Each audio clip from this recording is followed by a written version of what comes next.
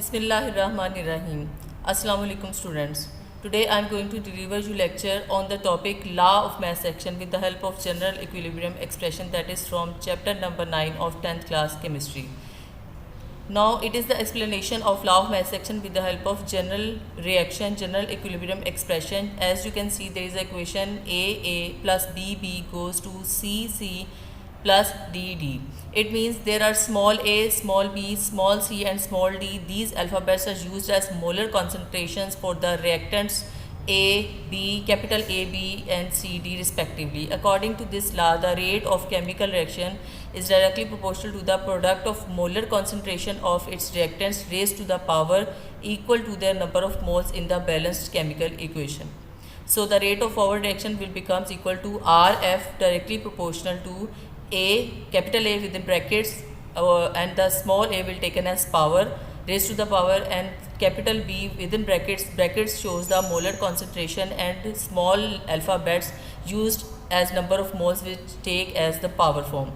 So Rf will become equal to Kf A and B within brackets, and Kf is the proportionality constant for rate of forward reaction.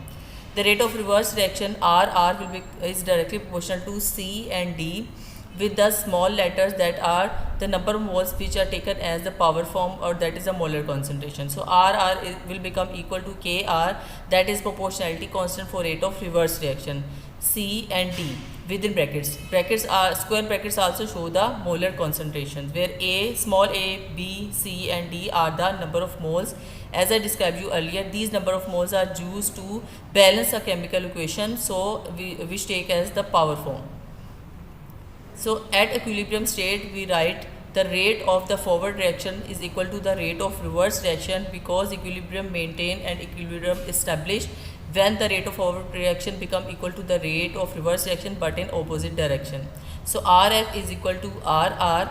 So by putting the values of Rf and Rr, Kf AB will be equal to KRCD, and by cross multiplying it we can write it like that: Kf over Kr is equal to CD over AB within square brackets. Capital letters show the reactants and products in square bracket, and the small letters show the number of moles.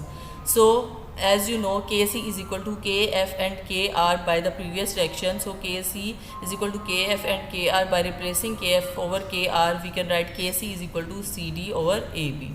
So with the help of chemical equation, how can we take out the value of Kc? That is the reaction N2 plus O2 to NO. Nitrogen and oxygen react to form nitrogen monoxide, and the rate of forward reaction Rf is equal to Kf N2 and O2 within square brackets, and the rate of reverse reaction RR will become equal to Kr NO within square bracket, and 2, here 2 is the number of mole which is you can see from the equation right above the equation 2NO. There is number 2 which is the number of mole for NO to balance the chemical equation, so we use this number of mole as the power form.